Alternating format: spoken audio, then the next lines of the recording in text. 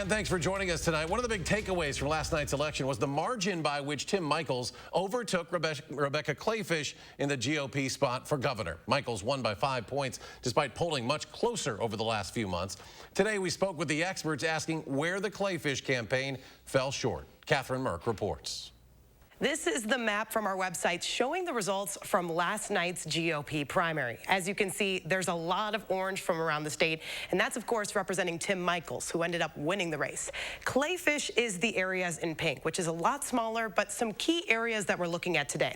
In the Milwaukee suburbs, that was the spot where it was expected for Kleefisch to do really well. But as we're looking at these numbers, some spots went to Michels or were very, very tight between Kleefisch and her opponent. So why did this happen? That could be because of our former president. Trump remains the most influential figure within the Republican Party, both here in Wisconsin and nationwide. Even 2 years out of office, former President Donald Trump's opinion on what's going on in Wisconsin still plays a role, especially in the spots the Kleefisch campaign thought they had locked down, particularly in the Milwaukee suburbs. And while she won 2 of those counties, it was only very narrow. So she didn't get the votes that she needed in those counties.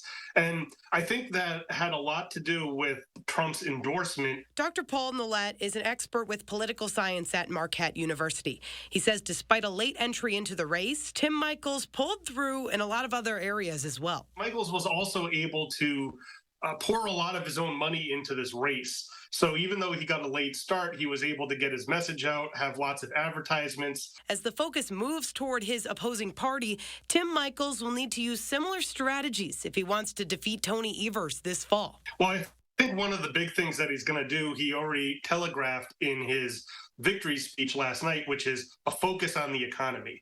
I think that's going to be his big pitch. Even though there's not a whole lot of time between now and November, about 13 weeks, I do think that Republicans will be largely united going into the November elections. So not surprisingly, I would expect a very close race like we typically see here in Wisconsin. Based on Trump's endorsement, it could be a really big factor into winning this November. Polling has already showed the race between Governor Evers and Michels is also expected to be a close one in the fall.